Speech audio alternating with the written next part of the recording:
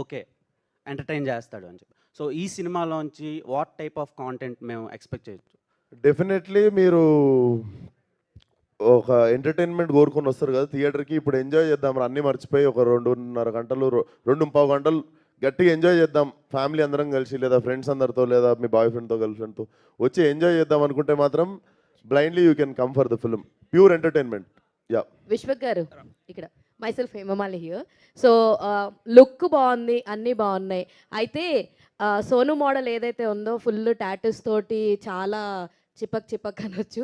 So అలా క్రింజ్గా చిపక్ డిఫరెంట్గా చిపకా? అలా ఉన్నాడు కదా. సో అయితే మీరు రియల్ లైఫ్లో టాటూస్కి ఎంత ఇదిగా ఉంటారు? అది మొత్తం చాలా ఫుల్ టాటూస్ ఉన్నాయి, 2 చేతుల మీద కానీ నెక్ మీద కానీ.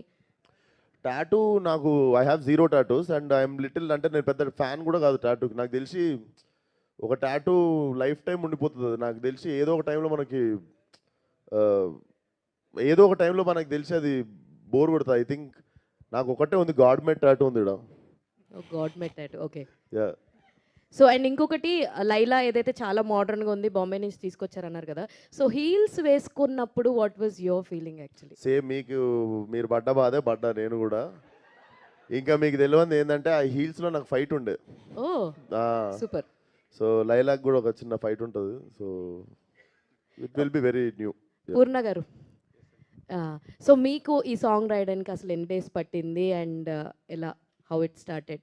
అండ్ మీకు సాంగ్ రాయడానికి సిచ్యువేషన్ చెప్పారా లేదంటే ట్యూన్ ఇచ్చారా? ఎస్ అయితే అంటే షార్ట్ నోటీసే, వెరీ షార్ట్ నోటీస్లోనే రాసాం ఇది.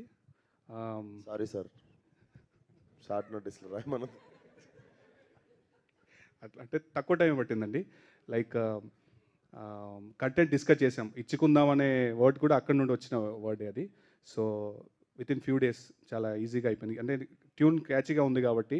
సో ప్రీవియస్ ఆల్మోస్ట్ పడిపోయిందే అనే సాంగ్ కాంబో ఉంది కాబట్టి ఆ కాన్ఫిడెన్స్తో బాగా రాశాను. Thank you. రామ్ గారు, డైరెక్టర్. Hi sir. మీరు చెప్తూ చాలా ఎక్కువ తిరిగాను, చాలా చోట్ల తిరిగాను అన్నారు. ఈ కథని ఎన్ని సంవత్సరాల నుంచి మీరు హోల్డ్ చేశారు? విశ్వక్ సేన్ మీ లైలాకి ఎంతవరకు న్యాయం చేశారు ఈ కథకి రాయడానికి? అంటే ఇప్పుడు లైలా క్యారెక్టర్ని అంటే చాలా రోజులు చిరంజీవి గారు చేశారు, అందరూ చాలామంది చేశారు. ఇప్పుడు రాయడానికి మీకు ఇన్స్పిరేషన్ అండి?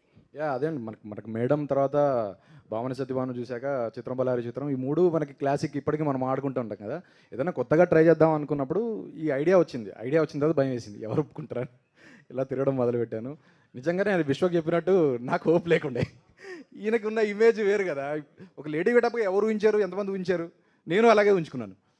ఒప్పుకుంటాడో లేదా కానీ బట్ స్టిల్ 100% నేను ఏదైతే అనుకున్నానో దానికి 200% వచ్చినట్టే నా రిజల్ట్.